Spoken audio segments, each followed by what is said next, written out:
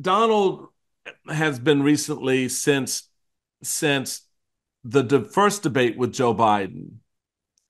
You could see almost a cockiness from that debate, given the absolute poor performance of President Biden and the Democrats crashing in around him, and the idea that, well, it's either too late to swap him out, they won't swap him out, they're stuck with him, and they're just running, they're measuring the drapes at the in the Oval Office for Donald Trump. And they were cocksure. And then Joe Biden 3 weeks later says, you know what, I'm going to pass the baton on to my vice president, the first African American woman vice president to become the nominee of the Democratic Party. I don't know. I know you did, but I just want to put on record. I know I noticed a change in the man. Hmm. He doesn't know what the shit to do with this. He has no clue right now what to do with this woman in front of him who stands up to him as we saw in the debate. And my point, I said, and I still believe, she won that debate the moment she walked on the stage because she walked over to him. He was not going to her. He was not going to come as candidates do to the center of the stage, shake hands, say hello, and then go back to their respective podiums. He went to his podium and stood. Hmm. She comes all the way over, extends her hands, and says, Kamala Harris. Hmm. And the look on his face, he looked down. He didn't look her in the eye, just sort of glanced, didn't have that real, manly handshake and firm eye contact, right? None of that. For 90 minutes, did not say her name. For 90 minutes, did not look at her, in her direction. What did that tell you? Uh, it was a glorious thing to behold, I have to say. I've been waiting for somebody who actually had the power to bring it to him in that way. That's I interesting. literally have never understood why nobody has. He's so, and I don't at all mean to say what she did was easy. It wasn't. Right. What is easy is to get under his skin. Uh, the brilliance of what she did is she did it constantly, she did it Yeah. effectively, and she did it while also talking about policy and making the case for herself and against him. So there was a whole lot going on. Um, I, it's not that I disagree with you exactly, but I see that slightly different way that gets us to the same point. Okay. When I didn't want her to shake his hip, not for tactical reasons. I did not want her to have to touch him. But especially considering the fact that he was hiding, he clearly was not going to go meet her halfway and didn't want to meet her at all. When she strode across that stage and basically forced him to shake Yeah. her hand, and as you pointed out, he did not do his power move. You know how sometimes you shake somebody's hand and he pulls them Pulls them in? in. Yes. Yeah. And it's violent and it's creepy. He didn't do that because she so befuddled him. I don't know that she won the debate there, but she set the tone for the debate there. Hmm. She won the debate for the first time when she talked about his rallies Yes. and inflicted a narcissistic injury so deep he will never recover from it. I mean, it was That's going to just like, stick. That's a good point. That will stick in this because that's his imprimatur. That's his signature that everybody loves him because they come to the rallies. And so now you're seeing videos of people leaving his rallies because, as she said, they're bored. mhm, mhm. Yeah, And she nailed it. That's been happening for a long time. And they're bored because he repeats himself ad nauseum. He has nothing new to offer. It's all about his grievance. And she pointed that out too. He's not talking about you, the voters. He's talking about himself and how bad things are for him and how terrible everything is. And also he goes off on these delusional tangents and he talks about fictional characters as if they're actual people, except for the diehards. Like what possible reason could anybody have to go to a Donald Trump rally anymore?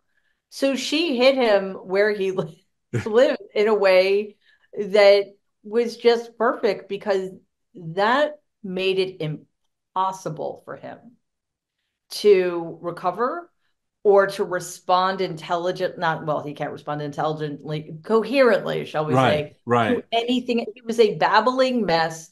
And she made not she made more salient points. She made points more important to what's at stake in the election. The generals thinking he's a disgrace, et cetera, et cetera.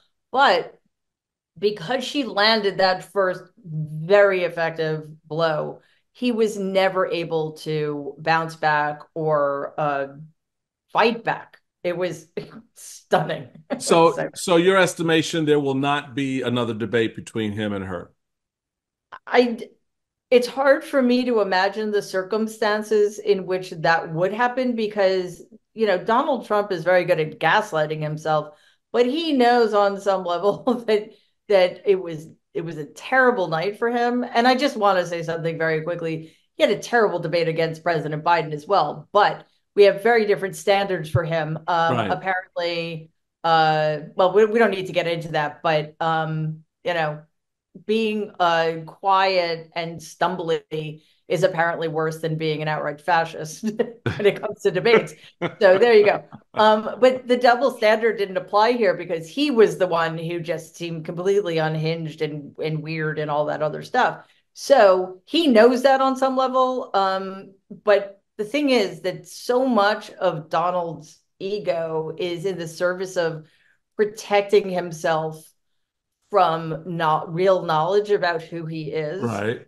So it's very difficult, at least on a conscious level, for him to acknowledge that he lost so badly. And not, he lost because she won, but he also lost because he lost. You know what I mean? So he always thinks that he can spin things his way.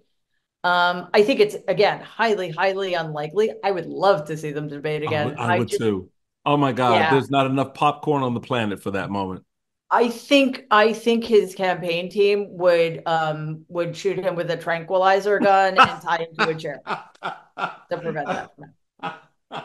Metaphorically speaking, of course. They slip a little something in his Yeah. bottled water. Yes. Elephant tranquilizer, probably. So as I go to ask this next question, I just want to set it so people really understand. I referenced earlier your professional background in writing what you write, the way you write it, and bringing an additional level of analytical insight to the mind and character of the men in your life, your father, your uncle, your grandfather. You hold a PhD from the Derner Institute of Advanced Psychological Studies at Adelphi University. Mhm. And fully putting that hat on, um, everyone made a big deal, has made a big deal about the cognitive abilities of Joe Biden. And that I know enough to know that what Joe Biden has is not what people think it is. But with respect to Donald Trump's cognitive abilities, slash, is there a decline? What are your thoughts there? And in terms of the behavior, especially that you've witnessed in the last since he's been out of office, especially the last 4 years.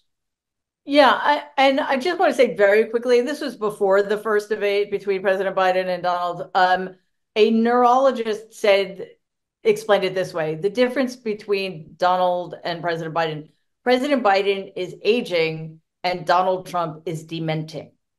Uh, And he meant, clinically, right, and that makes sense to me. There may be something else going on with President Biden. I hope he's okay, but he's not running. So, right, right. that's right. That's So, that. yeah, I mean, still best president in my lifetime. So they're not bad for an old guy. Right.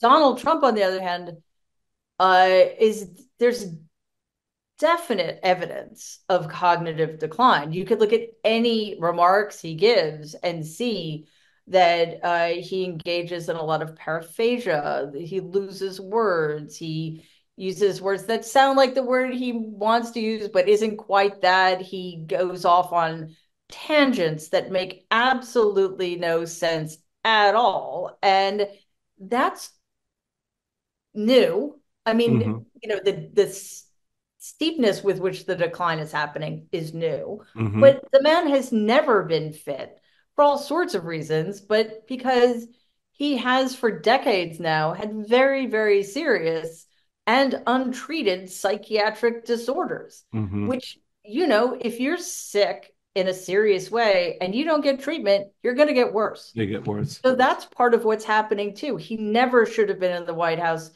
8 years ago. That's a tragedy. This country, that's a shame, actually. This country may never get over. All right. But the idea of putting him back in now, when in addition to the psychological issues and the limited emotional scope of his, and now the cognitive issues would just be, I mean, a self-inflicted wound, which would would just make would destroy us.